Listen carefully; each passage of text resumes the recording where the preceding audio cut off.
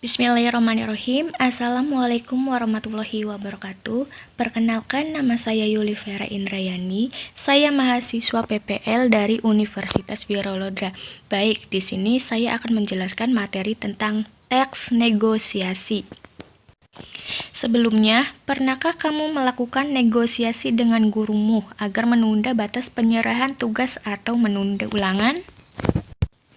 Untuk dapat meyakinkan gurumu, kamu pasti mengajukan beberapa alasan yang mendukung permintaanmu ya. Begitupun dengan gurumu, pasti akan memberikan syarat-syarat tertentu untuk mengabulkan permintaanmu. Kegiatan yang kamu lakukan itu termasuk teks negosiasi. Dalam pelajaran ini, kamu akan mempelajari negosiasi agar kamu mempunyai keterampilan berpikir kritis dan kreatif, serta mampu bertindak efektif menyelesaikan permasalahan dalam kehidupan nyata. Untuk membekali kemampuanmu, pada pelajaran ini, kamu akan belajar yang pertama, KD-nya 3.10, mengevaluasi pengajuan, penawaran, persetujuan, dan penutup dalam teks negosiasi. Kemudian 4.10, menjelaskan pengajuan, penawaran, persetujuan, dan menutup dalam teks negosiasi. Untuk membantu kamu dalam mempelajari dan mengembangkan kompetensi dalam berbahasa, pelajari peta konsep di bawah ini dengan seksama.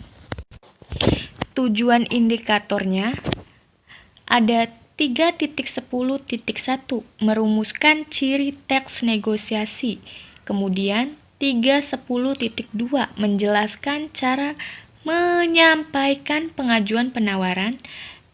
3.10.3, menjelaskan syarat tercapainya persetujuan.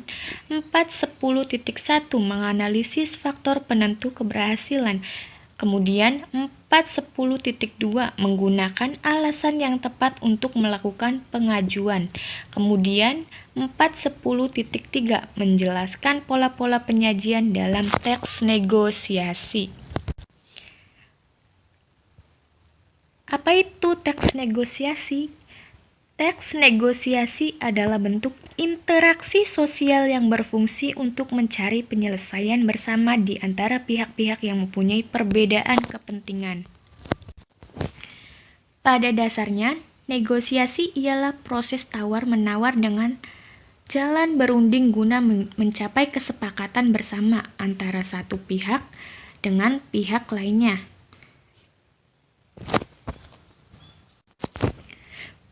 Untuk mengetahui apakah sebuah teks termasuk ke dalam negosiasi atau bukan, kamu harus mengetahui batasan teks negosiasi.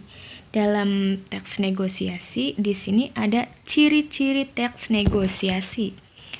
Yang pertama ada partisipan. Biasanya pihak yang menyampaikan pengajuan dan yang pihak menawar pada beberapa negosiasi untuk memecahkan konflik atau pertikaian. Ada partisipan ketiga yang berperan sebagai perantara penengah atau pemandu. Yang kedua, adanya perbedaan kepentingan dari kedua belah pihak. Yang ketiga, ada pengajuan dan penawaran. Yang keempat, ada kesepakatan hasil negosiasi. Kemudian ada syarat tercapainya persetujuan. Yang pertama adalah dilakukan dengan santun. Yang kedua, tidak ada tekanan atau paksaan.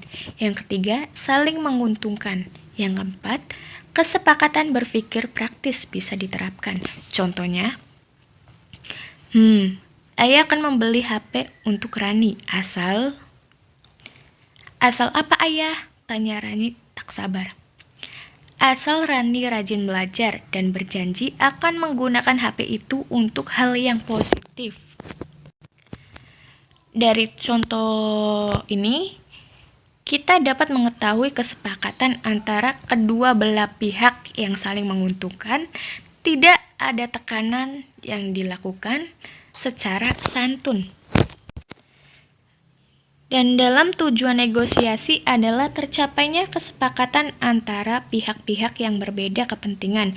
Untuk itu diperlukan cara yang tepat agar perbedaan-perbedaan tersebut dapat terselesaikan tanpa menyebabkan kerugian satu pihak. Baik pihak yang menyampaikan pengajuan maupun penawaran harus melakukan dengan cara yang tepat. Cara penyampaian pengajuan atau penawaran. Yang pertama, ada pembeli dan penjual bersikap sopan dalam menyampaikan pengajuan. Yang kedua, pembeli dan penjual tidak menekan pihak lain dalam menyampaikan pengajuan. Yang ketiga, pembeli dan penjual menyertakan alasan dalam menyampaikan pengajuan. Yang keempat, pembeli dan penjual menyampaikan alasan dengan cara halus untuk membujuk pihak lainnya.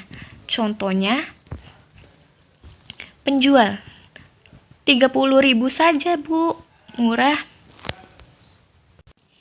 Pembeli, boleh kurang kan Bang?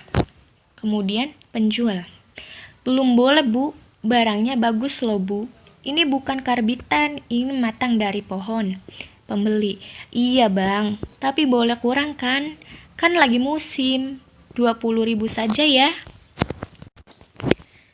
Baik pembeli maupun pedagang dapat menyampaikan pengajuan maupun penawaran bersikap sopan, tidak menekan pihak lain, serta disertai dengan alasan.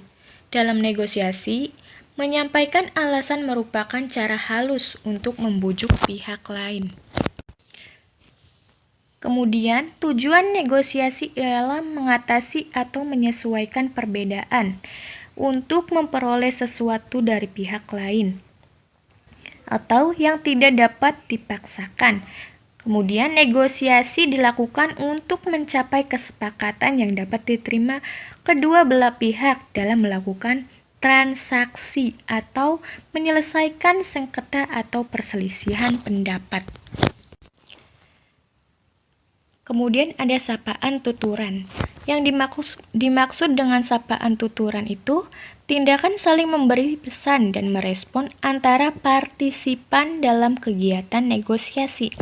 Dalam sapaan tuturan ada mengucap salam, kemudian menjawab salam. Yang kedua, bertanya kemudian ada yang menjawab.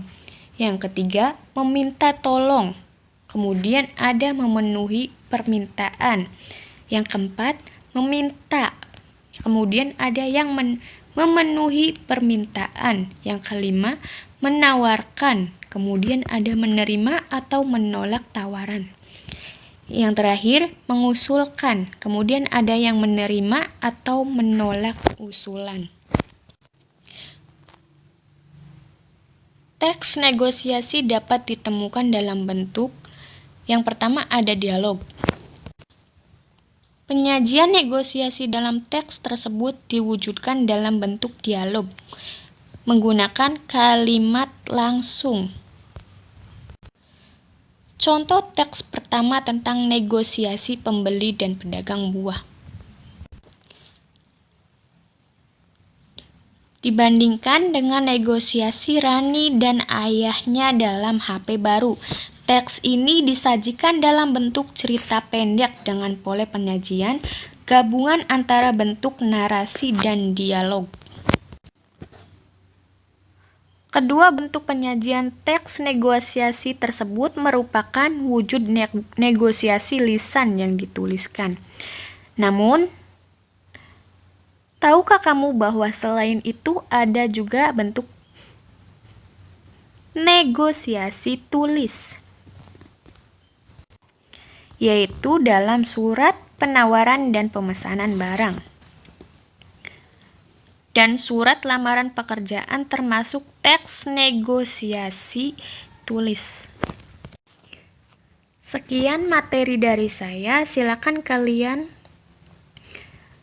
baca teks negosiasi teks 1, teks 2, dan teks 3, kemudian kalian isi pertanyaan-pertanyaan yang saya kirimkan di Google Classroom. Kemudian kalian kirim di dalam